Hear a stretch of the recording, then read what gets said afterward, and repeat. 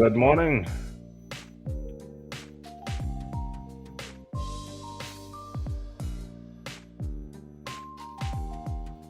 All right, good morning, ladies and gentlemen. Hello, Dominica. Hello, world. Welcome to this another edition of the Cooperative Voice, a program which highlights the role of the cooperative movement in Dominica, and it's made possible with the kind compliments of the Dominica Cooperative Societies League Limited in collaboration with the credit unions of Dominica and the Mlaja Mobile Wallet, Dominica's very own and first mobile wallet providing you great financial technology and innovative solutions. In today's program, we'll be focusing on the cooperatives and we'll turn our attention this week to the role of the Supervisory and Compliance Committee. Last week, we dealt with the Credit Committee. This week, we'll be focusing on the Supervisory and Compliance Committee. So, we'll be taking a very short break, and when we return, we'll be getting right into the nitty gritties. Send me money. Receive money. Send me money.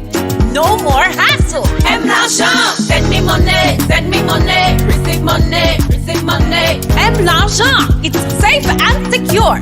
M l'argent. You want to send your money to friends and family. No more standing in line. M l'argent. It's a new digital financial service brought to you by the Dominica Credit Union Movement. Introduces a new wallet solution, M l'argent. Top up friends, pay bills, make shopping easy, extra secure. Sign up is absolutely free. M l'argent. You want to send your money to friends and family. No more standing in line. No more M l'argent. Download the M l'argent app today. See your credit union for more details. M l'argent, your mobile payment solution. M l'argent. All right, again, welcome back to this another edition of the Cooperative Voice program. I'm your host, Phoenix Belfield, and today we'll be talking a little bit about the role of the Supervisory and Compliance Committee. Now, our time is not a lot here today, so I'm going to delve right into it. We're going to break it down in the nuts and bolts. We're going to talk about what is required under the Act, and then we're going to get into the specifics of the responsibilities of the Supervisory and Compliance Committee. Now, the first thing you want to know as a member of the Supervisory and Compliance Committee are the appropriate credit union regulations that govern the society. And so that's the Cooperative Societies Act of the Revised Laws of the Commonwealth of Dominica, the regulations, the SROs, the society's bylaws. Now, every credit union has a specific bylaw. And there are other laws governing the operations of the credit union. So, for example, you have the AML-CFT, which is referred to as the Anti-Money Laundering and Counter-Financing of Terrorism. So these are the appropriate legislation. There are some other legislations that also guides the specific actions and operations of the credit union that you will need to familiarize yourself with. Okay, so let's get into the Act. The first thing we're going to look at, it is what it says under the Act. Now, under section 66(1) of the Act, it says 1, the Supervisory Compliance Committee shall A, keep minutes of the meeting, B, make a cause to be made not less than twice in the period before the next annual general meeting of the society, an examination of the books and documents of the society, which shall include on the inspection of the securities, cash accounts, and all records relating to loans and purchases and sales. C, make or cause to be made once in the period before the end of the next annual general meeting a comparison between the passbooks and the statement of account of a random sample of at least 10% of all of the members of the cooperative society and the appropriate records of the cooperative society. Section 66 continues. 1D, ascertain that all actions and decisions of the board, committees, management, and staff relating to the affairs of the cooperative society are in accordance with this Act, the regulations, the bylaws, and the approved standards and policies of the cooperative society. And section 66E says, submit a written report on the results of the examination and inquiries under this section to the board and the management of the cooperative society within 7 days of each meeting of the Supervisory Compliance Committee. So once you've had your meeting, within 7 days, you have to submit a report of that meeting to the board of directors. And then 66(1)(f) says, submit a written report on the results of its examination and inquiries under this section to the next annual general meeting, or if it thinks fit, to a special general meeting of the cooperative society. So those are the general requirements under the Act for the society. Now, if you look in the society's bylaws, you will see specific or additional responsibilities for the Supervisory and Compliance Committee. So essentially, what is the purpose of the committee? And these are just best practices. The Supervisory Committee effectively supports the work of the Board of Directors in fulfillment of its oversight responsibility for the following. So one, we look at integrity of financial reporting, compliance with legal and regulatory requirements, supervising or supervision of external auditors, oversight of the internal audit functions, evaluation of internal control and risk management, and also any other duties that are prescribed under the Act, the bylaws, and that is requested by the Board of Directors. Now, let's get into some specifics about the committee's work. First thing, the qualifications. No, you do not have to have a master's degree or a PhD. These are some of the basic or the fundamental requirements that are required for you to be able to properly do your job as a committee member. So the committee member shall ensure that they maintain the competencies necessary to ensure that the committee's particular fiduciary responsibility or functions can be effectively executed. So all of the committee members should have at least or substantially all of the following competencies. One, you must have the ability to understand and analyze financial statements of the credit union. You must have an understanding of the application of general accounting or accepted accounting principles with respect to such financial statement. Note that you're not required to be an auditor, but you must have the basic understanding as to what are the requirements. Thirdly, you must have some level of experience in reviewing or assessing risk management processes and internal controls within an organization. And fourthly, you must have an understanding of the supervisory committee's function. A lot of times, it is the absence of the latter that leads to an overriding of the functions and the actions of the committee. Now, this is not to say that if you don't have these, you cannot acquire them. They are training that are provided by the credit union and by your credit union league to help you along the way. So you're not just bumped into the role of Supervising Compliance Committee and expect to know everything, but you're supposed to have a basic understanding as to some of the functions. And at the upcoming AGMs, we'll be encouraging the credit unions to circulate the job descriptions for the committees. In fact, we'll be posting it on our league's Facebook page as well, the job descriptions for the supervisory board and credit, so you know beforehand what is expected of you. Okay? Now let's get into 5 specific duties of the committee. 1 is financial reporting, 2, compliance, 3, independent external audit, 4, internal audit, and 5, internal control and operational risk management. So let's look at the first one, which is under financial reporting.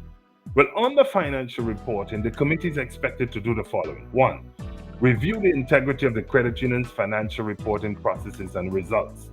Okay, so you all of the internal processes of the credit union, you're expected to review and make comments on these. 2, critical management estimates, judgments, complex or unusual transactions underlying the financial statement. So when you would have done your impromptu visits and control and cash counts and so forth, anything that seems awry or amiss, you will make note of it and then you'll put it down for action, subsequent actions. Any significant changes in the accounting principles, practice, standards, or policies, you're expected to have a look at these. You're supposed to review all of the policies of the credit union for adequacy. So if you find that there's a gap in a particular policy, the committee can review these and make submissions to the board of directors with its recommendation. And then you also want to review the effect of a regulatory or accounting initiative as well as off balance sheet structures of the financial statements. And then, fifthly, review and discuss the results of the annual audit with management and external auditor. So, you may have some changes, like, for example, most of the credit unions did some changes from IAS 39 to IFRS 9, and these would have resulted in change in how some of the accounting principles are applied to the business of the credit union. You're also to be aware, as we say in Creole, akuya.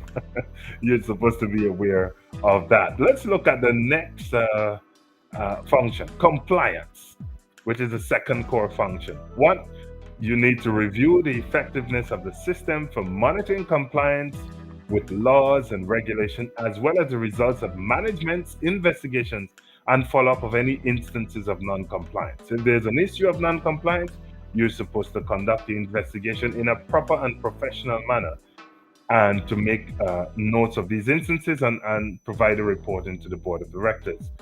You're also to review the findings of any examination of regulatory agencies or auditors or any auditor observations. So, any findings, you're also to conduct your own supplementary examination to see where there are gaps and where the reporting has to be made. Thirdly, meet if needed with outside counsel to provide any matters that may have a material impact on the safety and soundness. Now, there's a caveat here. Whilst it is within the purview of the committee to solicit or seek outside counsel, these must be approved by the board of directors according to the law. All right. So it is not for the committee to just go and hire somebody from overseas or somewhere to do an examination and then tell the board pay this bill. It has to be approved by the board. So there are checks and balances, even with a checker and balancer of the compliance responsibility of the credit union. Fourthly, obtain regular updates from the management and the compliance officer or the equivalent regarding compliance matters, how compliance is being monitored and follow up and so forth. So you would have meetings with the compliance officers to find out what are some of the issues that they're attending to and where there are gaps and what needs to be done, and follow up on what appropriate actions are being taken by management. Ensure that fraud-related policies are acknowledged for all employees annually. So if there's any instances of fraud, you're expected to investigate it and make your appropriate reporting as prescribed by the law. Review the effectiveness of the process for which employees may submit confidential and anonymous concerns for investigations and corrections annually. So if you have a whistleblowing policy or what have you, you will review those to ensure that it's up to date.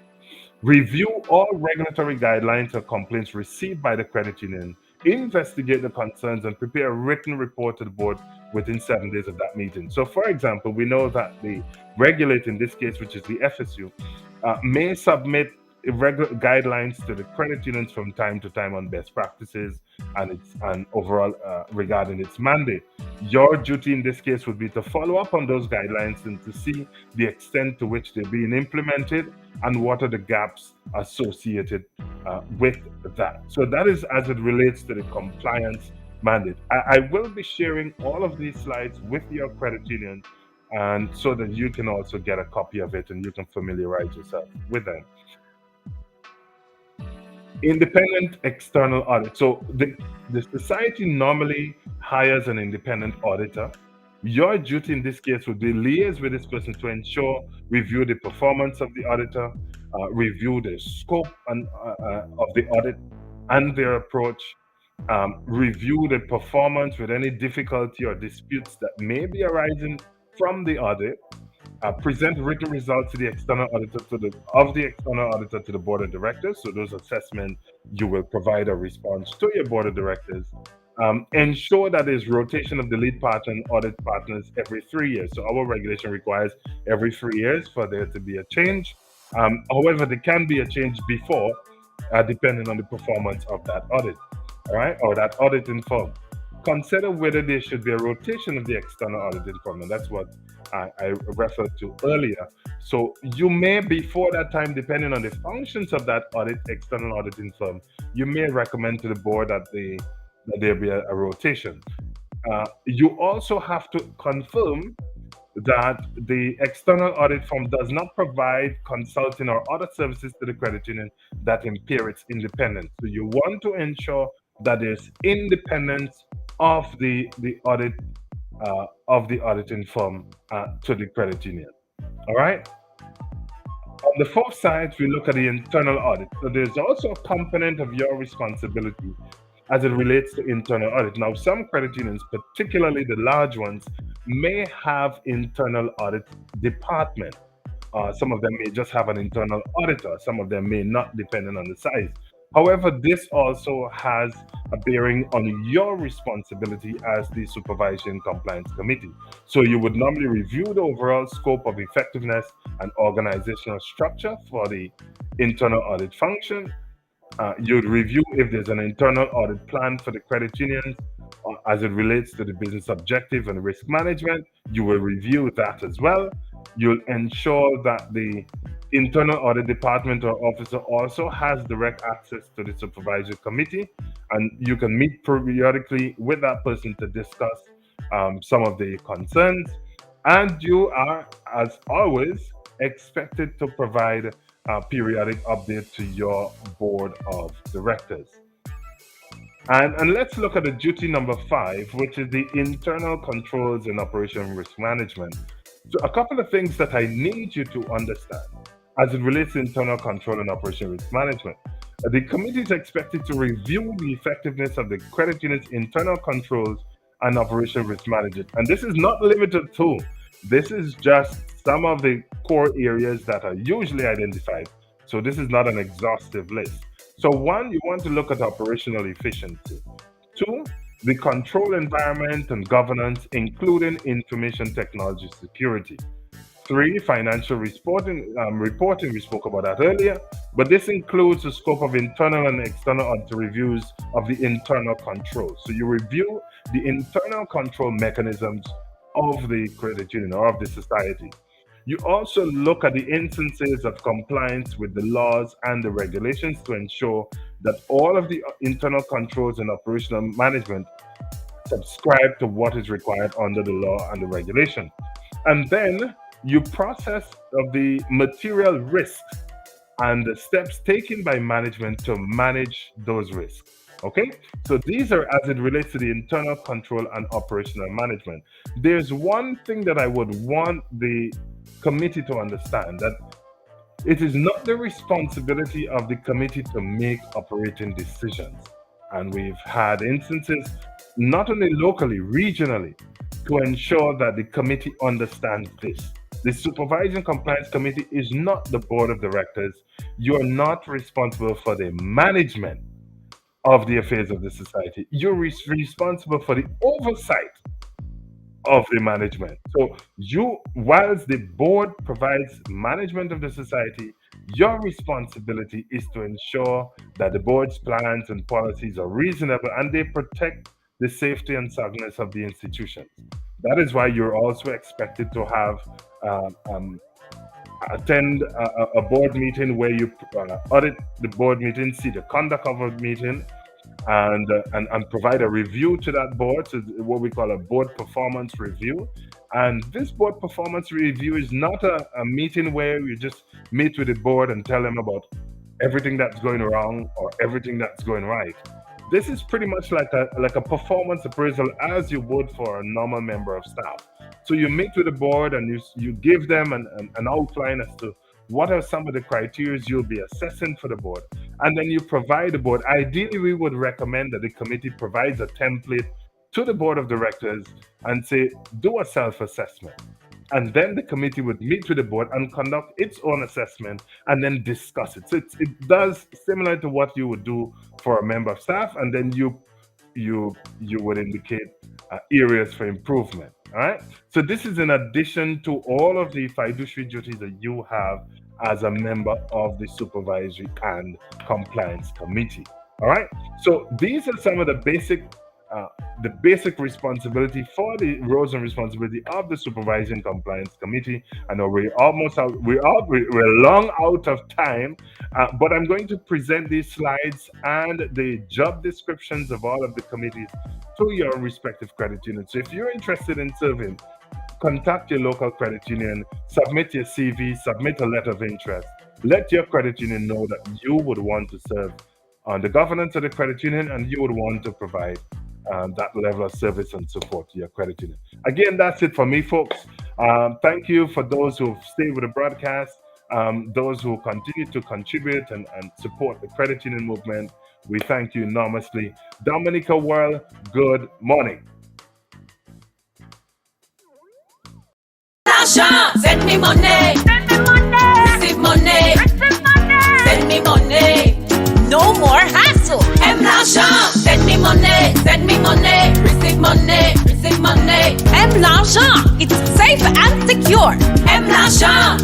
You want to send your money to friends and family. No more standing in line. M l'argent. It's a new digital financial service brought to you by the Dominica Credit Union Movement. Introduces a new wallet solution, M l'argent. Top up friends, pay bills, make shopping easy, extra secure. Sign up is absolutely free. M l'argent. You want to send your money to friends and family. No more standing in line. No more M l'argent. Download the M l'argent app today. See your credit union for more details. M l'argent, your mobile payment solution. M l'argent.